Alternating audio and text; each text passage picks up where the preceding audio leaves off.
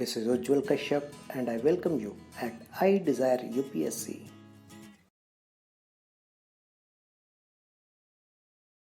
20. Bhagat Singh, Surya Sen and the Revolutionary Terrorists. The revolutionary terrorists were severely suppressed during World War I, with most of their leaders in jail or absconding. Consequently, in order to create a more harmonious atmosphere for the Montagu-Chelmsford reforms, the government released most of them under a general amnesty in early 1920. Soon after, the National Congress launched the non-cooperation movement and on the urging of Gandhiji, Cr. Das and other leaders, most of the revolutionary terrorists either joined the movement or suspended their own activities in order to give the Gandhian mass movement a chance. But the sudden suspension of the non-cooperation movement shattered the high hopes raised earlier. Many young people began to question the very basic strategy of the national leadership and its emphasis on non-violence and began to look for alternatives. They were not attracted by the parliamentary politics of the Swarajists or the patient and undramatic constructive work of the No Changes. Many were drawn to the idea that violent methods alone would free India. Revolutionary terrorism again became attractive. It is not accidental that nearly all the major new leaders of the revolutionary terrorist politics, for example, Jogesh Chandra Chatterjee, Surya Sen, Jatin Das, Chandrasekhar Azad, Bhagat Singh, Sukhdev, Shiv Verma, Bhagwati Charan Bora and Jaidev Kapoor, had been enthusiastic participants in the nonviolent non-cooperation movement. Gradually, two separate strands of revolutionary terrorism developed, one in Punjab, UP and Bihar, and the other in Bengal. Both the strands came under the influence of several new social forces. One was the upsurge of working class trade unionism after the war. They could see the revolutionary potential of the new class and desired to harness it to the nationalist revolution.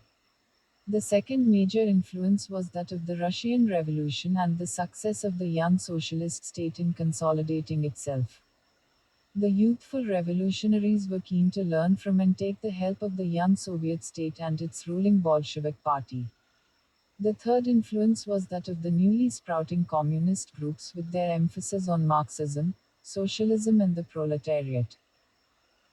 The revolutionaries in northern India were the first to emerge out of the mood of frustration and reorganize under the leadership of the old veterans, Ramprasad Bismil, Jogesh Chatterjee and Sachindranath Sanyal, whose Bandi Jivan served as a textbook to the revolutionary movement. They met in Kanpur in October 1924 and founded the Hindustan Republican Association, or army, to organize armed revolution to overthrow colonial rule and establish in its place a federal republic of the United States of India whose basic principle would be adult franchise. Before armed struggle could be waged, propaganda had to be organized on a large scale, men had to be recruited and trained, and arms had to be procured. All these required money. The most important action of the HRA was the Kakori robbery.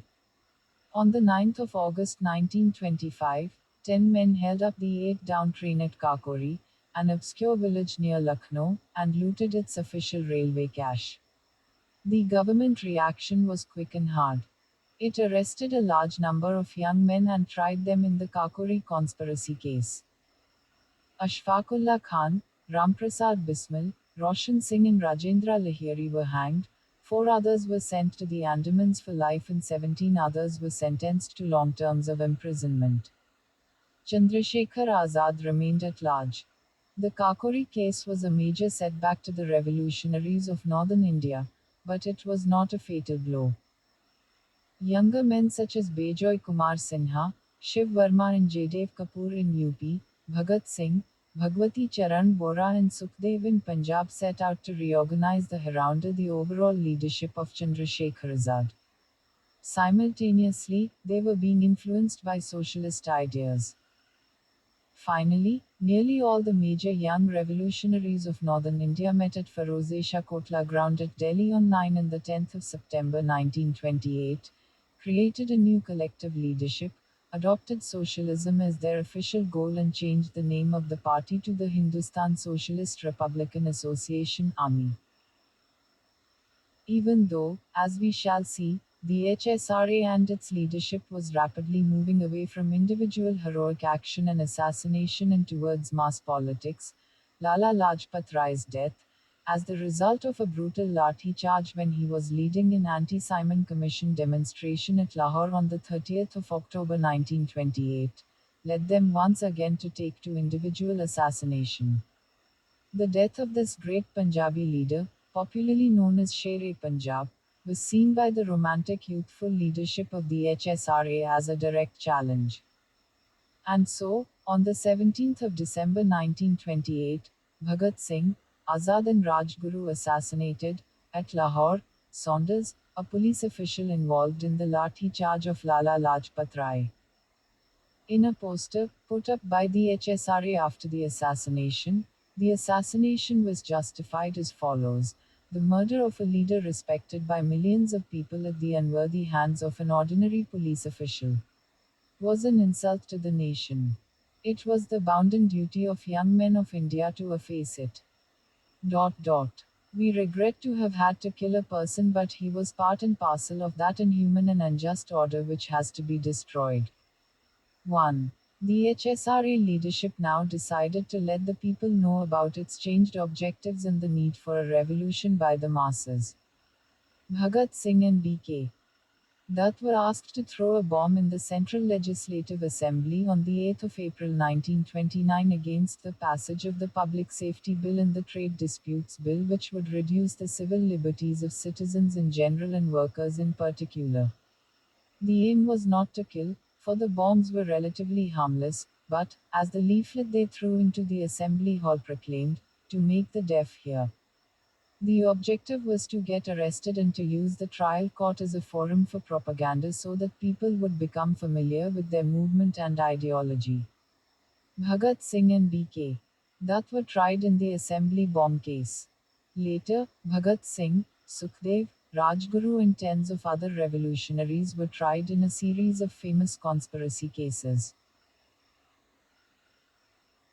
Their fearless and defiant attitude in the courts, every day they entered the courtroom shouting slogans, Inqilab Zindabad, down, down with imperialism, long live the proletariat, and singing songs such as Sarfaroshi ki tamanna ab hamare dil mein hai, our heart is filled with the desire for martyrdom, and Mera rang the basanti chola, dye my clothes in saffron color, the color of courage and sacrifice, was reported in newspapers. Unsurprisingly, this won them the support and sympathy of people all over the country, including those who had complete faith in non-violence. Bhagat Singh became a household name in the land. And many persons, all over the country, wept and refused to eat food, attend schools, or carry on their daily work, when they heard of his hanging in March 1931. The country was also stirred by the prolonged hunger strike the revolutionary under trials undertook as a protest against the horrible conditions in jails. They demanded that they be treated not as criminals but as political prisoners. The entire nation rallied behind the hunger strikers. On the 13th of September, the 64th day of the epoch fast, Jatin Das, a frail young man with an iron will, died. Thousands came to pay him homage at every station passed by the train carrying his body from Lahore to Calcutta. At Calcutta, a 2-mile long procession of more than 6 lakh people carried his coffin to the cremation ground. A large number of revolutionaries were convicted in the Lahore conspiracy case and other similar cases and sentenced to long terms of imprisonment. Many of them were sent to the Andamans. Bhagat Singh, Sukhdev and Rajguru were sentenced to be hanged. The sentence was carried out on the 23rd of March 1931. In Bengal, too, the revolutionary terrorists started reorganizing and developing their underground activities. At the same time, many of them continued to work in the Congress organization. This enabled them to gain access to the vast Congress masses. On the other hand, they provided the Congress with an organizational base in small towns and the countryside. They cooperated with C.R. Das in his Swarajist work. After his death, as the Congress leadership in Bengal got divided into two wings, one led by Subhas Chandra Bose and the other by J.M. Sengupta, the Yugantar group joined forces with the first and Anushilan with the second. Among the several actions of the reorganized groups was the attempt to assassinate Charles Tegat, the hated police commissioner of Calcutta, by Gopinath Saha in January 1924. By an error, another Englishman named Day was killed. The government came down on the people with a heavy hand. A large number of people, suspected of being terrorists, or their supporters, were arrested under a newly promulgated ordinance. These included Subhas Chandra Bose and many other congressmen. Saha was hanged despite massive popular protest. The revolutionary activity suffered a severe setback. Another reason for stagnation in revolutionary terrorist activity lay in the incessant factional and personal quarrels within the terrorist groups, especially where Yugantar and Anushilan rivalry was concerned. But very soon younger revolutionaries began to organize themselves in new groups, developing fraternal relations with the active elements of both the Anushilan and Yugantar parties. Among the new revolt groups, the most active and famous was the Chittagong group led by Surya Sen. Surya Sen had actively participated in the non-cooperation movement and had become a teacher in a national school in Chittagong, which led to his being popularly known as Mastad. Arrested and imprisoned for 2 years, from 1926 to 1928, for revolutionary activity, he continued to work in the Congress. He and his group were closely associated with the Congress work in Chittagong. In 1929, Surya Sen was the secretary and five of his associates were members of the Chittagong District Congress Committee. Surya Sen, a brilliant and inspiring organizer, was an unpretentious, soft spoken, and transparently sincere person. Possessed of immense personal courage, he was deeply humane in his approach. He was fond of saying, "Humanism is a special virtue of a revolutionary." He was also very fond of poetry, being a great admirer of Rabindranath Tagore and Qazi Nazrul Islam. Surya Sen soon gathered around himself a large band of revolutionary youth including Anant Singh, Ganesh Ghosh and Loknath Baul. They decided to organize a rebellion, on however small a scale, to demonstrate that it was possible to challenge the armed might of the British Empire in India. Their action plan was to include occupation of the two main armories in Chittagong and the seizing of their arms with which a large band of revolutionaries could be formed into an armed detachment, the destruction of the telephone and telegraph systems of the city, and the dislocation of the railway communication system between Chittagong and the rest of Bengal. The action was carefully planned and was put into execution at 10 o'clock on the night of the 18th of April 1930. A group of 6 revolutionaries, led by Ganesh Ghosh, captured the police armory, shouting slogans such as Inqilab Zindabad, "Down with imperialism" and Gandhiji's Raj has been established. Another group of 10, led by Loknath Paul, took over the auxiliary force armory along with its Lewis guns and 303 army rifles. Unfortunately, they could not locate the ammunition. This was to prove a disastrous setback to the revolutionaries' plans. The revolutionaries also succeeded in dislocating telephone and telegraph communications and disrupting movement by train. In all, 65 were involved in the raid, which was undertaken in the name of the Indian Republican Army, Chittagong branch. All the revolutionary groups gathered outside the police armory where Surya Sen, dressed in immaculate white khadi dhoti and a long coat and stiffly ironed Gandhi cap, took a military salute, hoisted the national flag among shouts of Band Mataram and Inqilab Zindabad, and proclaimed a provisional revolutionary government. It was not possible for the band of revolutionaries to put up a fight in the town against the army which was expected. They, therefore, left Chittagong town before dawn and marched towards the Chittagong hill ranges, looking for a safe place. It was on the Jalalabad hill that several thousand troops surrounded them on the afternoon of the 22nd of April. After a fierce fight, in which over 80 British troops and 12 revolutionaries died, Surya Sen decided to disperse into the neighboring villages. There they formed into small groups and conducted raids on government personnel and property. Despite several repressive measures and combing operations by the authorities, the villagers, most of them Muslims, gave food and shelter to the revolutionary outlaws and enabled them to survive for 3 years. Surya Sen was finally arrested on the 16th of February 1933, tried and hanged on the 12th of January 1934. Many of his co-fighters were caught and sentenced to long terms of imprisonment. The Chittagong Armory raid had an immense impact on the people of Bengal. As an official publication remarked, it fired the imagination of revolutionary minded youth, and recruits poured into the various terrorist groups in a steady stream. The year 1930 witnessed a major revival of revolutionary activity, and its momentum carried over to 1931 and 1932. There were numerous instances of death defying heroism. In Midnapur district alone, 3 British magistrates were assassinated. Attempts were made on the lives of 2 governors, 2 inspectors general of police were killed. During this 3 year period, 22 officials and 20 non officials were killed. The official reaction to the Armory raid and the revival of revolutionary terrorist activity was initially one of panic and, then of brutal reprisals.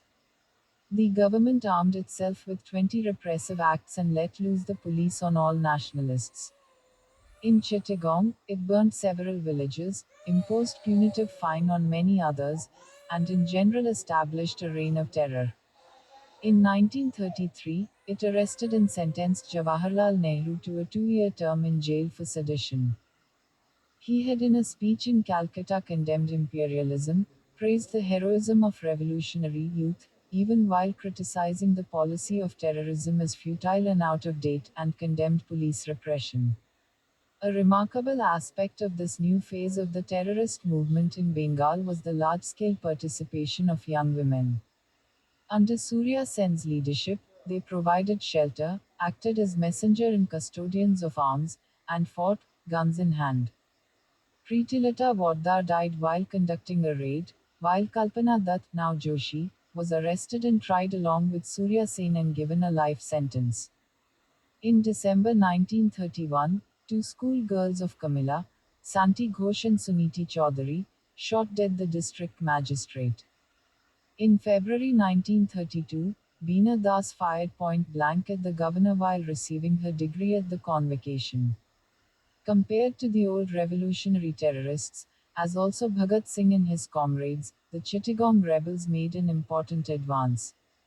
Instead of an individual's act of heroism or the assassination of an individual, theirs was a group action aimed at the organs of the colonial state. But the objective still was to set an example before the youth, and to demoralize the bureaucracy. As Kalpana Joshi Dutt has put it, the plan was that when, after the Chittagong rebellion, the government would bring in troops to take back Chittagong, they, the terrorists, would die fighting, thus creating a legend and setting an example before their countrymen to emulate. To as Surya Sen told Ananda Gupta, a dedicated band of youth must show the path of organized armed struggle in place of individual terrorism. Most of us will have to die in the process, but our sacrifice for such a noble cause will not go in vain. 3. The Bengal revolutionaries of the 1920s and 1930s had shed some of their earlier Hindu religiosity, they no longer took religious oaths and vows. Some of the groups also no longer excluded Muslims. The Chittagong Ira Kadra included many Muslims like Sattar, Mia Ahmad, Fakir Ahmad Mia, Tunu Mia, and got massive support from Muslim villages around Chittagong. But they still retained elements of social conservatism, nor did they evolve broader socio-economic goals. In particular, those revolutionary terrorists, who worked in the Swaraj Party, failed to support the cause of Muslim peasantry against the Zamindars.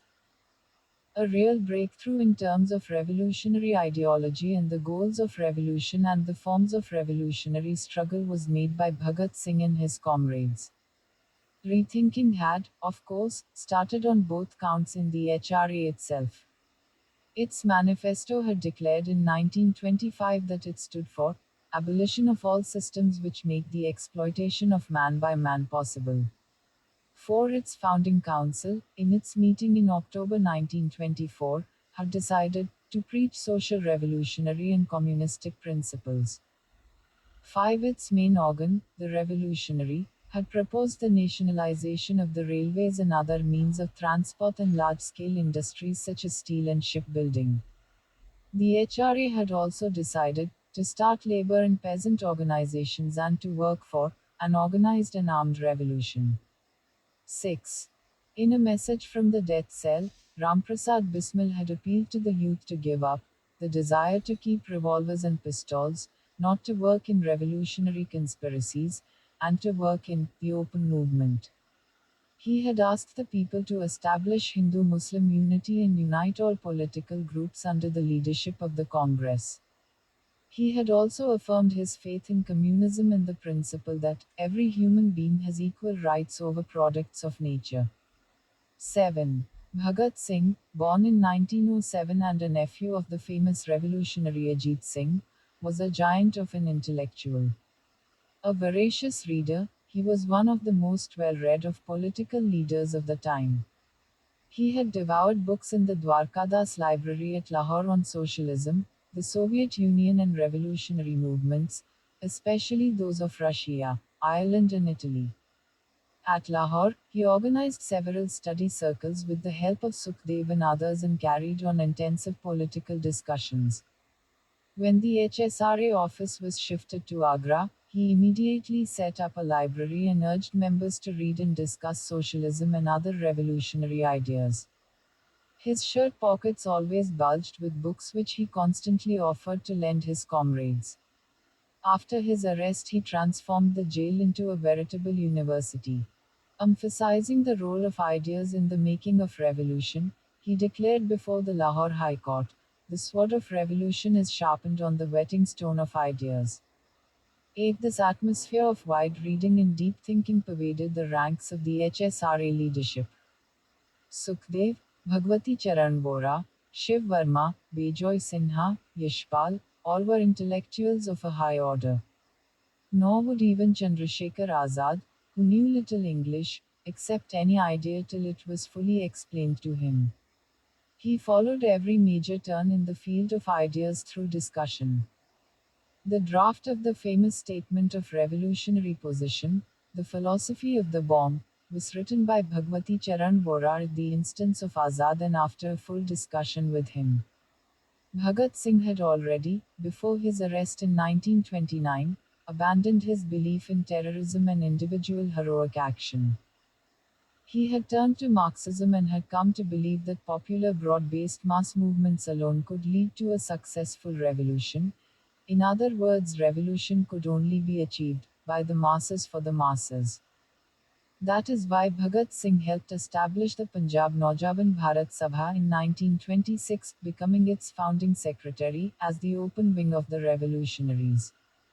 The Sabha was to carry out open political work among the youth, peasants, and workers. It was to open branches in the villages.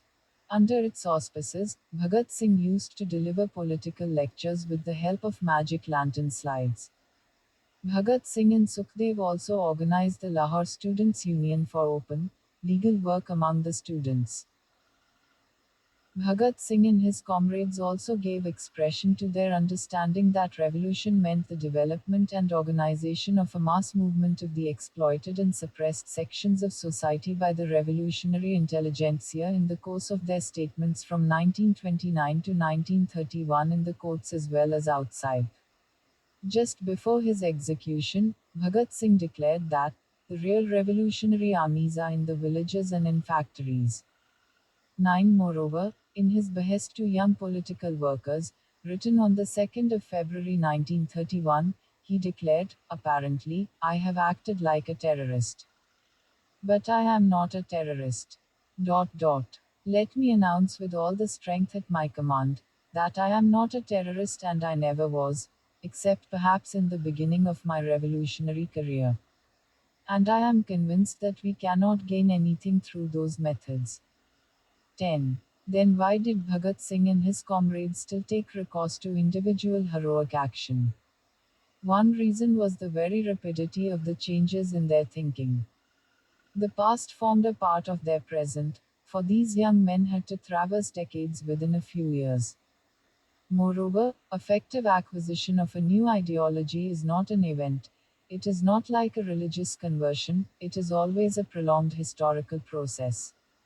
Second, they were faced with a classic dilemma: from where would come the cadres, the hundreds of full time young political workers, who would fan out among the masses? How were they to be recruited? Patient intellectual and political work appeared to be too slow and too akin to the Congress style of politics which the revolutionaries wanted to transcend. The answer appeared to be to appeal to the youth through propaganda by deed, to recruit the initial cadres of a mass revolutionary party through heroic dramatic action and the consequent militant propaganda before the courts. In the last stage, during 1930 and 1931, they were mainly fighting to keep the glory of the sacrifice of their comrades under sentence shining as before.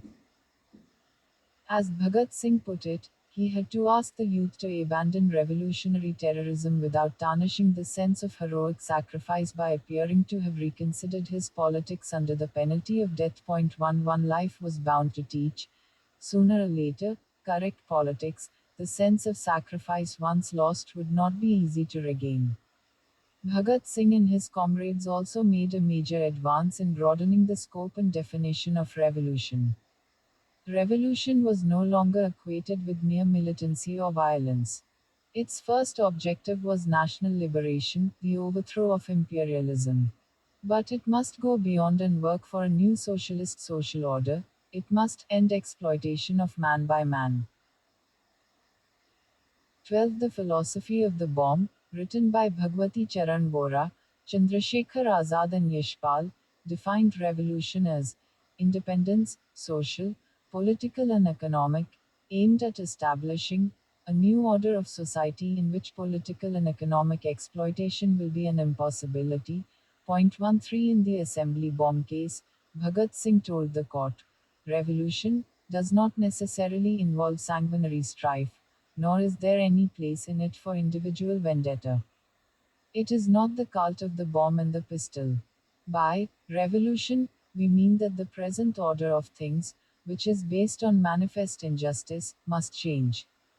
14. In a letter from jail, he wrote, the peasants have to liberate themselves not only from foreign yoke but also from the yoke of landlords and capitalists. 15. In his last message of the 3rd of March 1931, he declared that the struggle in India would continue so long as a handful of exploiters go on exploiting the labor of common people for their own ends. It matters little whether these exploiters are purely British capitalists, or British and Indians in alliance, or even purely Indians. 16. Bhagat Singh defined socialism in a scientific manner: it must mean abolition of capitalism and class domination. He fully accepted Marxism and the class approach to society. In fact, he saw himself above all as a precursor and not maker of the revolution, as a propagator of the ideas of socialism and communism, as a humble initiator of the socialist movement in India. 17. Bhagat Singh was a great innovator in two areas of politics. Being fully and consciously secular, he understood, more clearly than many of his contemporaries, the danger that communalism posed to the nation and the national movement. He often told his audience that communalism was as big an enemy as colonialism. In April 1928, at the Conference of Youth where Naujawan Bharat Sabha was reorganized, Bhagat Singh and his comrades openly opposed the suggestion that youth belonging to religious communal organizations should be permitted to become members of the Sabha. Religion was once private concern and communalism was an enemy to be fought, argued Bhagat Singh. 18 earlier in 1927, condemning communal killings as barbaric, he had pointed out that communal killers did not kill a person because he was guilty of any particular act but simply because that person happened to be a Hindu, Muslim, or Sikh. But, wrote Bhagat Singh, a new group of youth was coming forward who did not recognize any differences based on religion and saw a person first as a human being and then as an Indian. 19. Bhagat Singh revered Lajpat Rai as a leader. But he would not spare even Lajpat Rai, when, during the last years of his life, Lajpat Rai turned to communal politics. He then launched a political ideological campaign against him. 20 Because Lajpat Rai was a respected leader, he would not publicly use harsh words of criticism against him. And so he printed as a pamphlet Robert Browning's famous poem, The Lost Leader, in which Browning criticizes Wordsworth for turning against liberty. The poem begins with the line, "Just for a handful of silver he left us." A few more of the poem's lines were, "We shall march prospering, not through his presence, songs may inspirit us, not from his lyre, and blot out his name, then record one lost soul more." There was not one word of criticism of Lajpat Rai. Only, on the front cover, he printed Lajpat Rai's photograph. Significantly, 2 of the 6 rules of the Naujawan Bharat Sabha, drafted by Bhagat Singh, were to have nothing to do with communal bodies or other parties which disseminate communal ideas and to create the spirit of general toleration among the public, considering religion as a matter of personal belief of man and to act upon the same fully. 21. Bhagat Singh also saw the importance of freeing the people from the mental bondage of religion and superstition. A few weeks before his death, he wrote the article, Why I Am an Atheist, in which he subjected religion and religious philosophy to a scathing critique. He traced his own path to atheism, how he first gave up belief in the mythology and doctrines of Sikhism or any other religion, and in the end lost faith in the existence of God. To be a revolutionary, he said, one required immense moral strength, but one also required criticism and independent thinking. In the struggle for self emancipation, humanity had to struggle against the narrow conception of religion, as also against the belief in God. Any man who stands for progress, he wrote, has to criticize, disbelieve, and challenge every item of the old faith. Item by item, he has to reason out every nook and corner of the prevailing faith. Proclaiming his own belief in atheism and materialism, he asserted that he was trying to stand like a man with an erect head to the last, even on the gallows. 22. Government action gradually decimated the revolutionary terrorist ranks. With the death of Chandrasekhar Azad in a shooting encounter in a public park at Allahabad in February 1931, the revolutionary terrorist movement virtually came to an end in Punjab, UP and Bihar. Surya Sen's martyrdom marked an end to the prolonged saga of revolutionary terrorism in Bengal. A process of rethinking in jails and in the Andamans began. A large number of the revolutionaries turned to Marxism and the idea of a socialist revolution by the masses. They joined the Communist Party, the Revolutionary Socialist Party, and other left parties. Many others joined the Gandhian wing of the Congress. The politics of the revolutionary terrorists had severe limitations, above all, theirs was not the politics of a mass movement. They failed to politically activate the masses or move them into political actions, they could not even establish contact with the masses. All the same, they made an abiding contribution to the national freedom movement. Their deep patriotism, courage and determination, and sense of sacrifice stirred the Indian people. They helped spread nationalist consciousness in the land, and in northern India the spread of socialist consciousness owed a lot to them.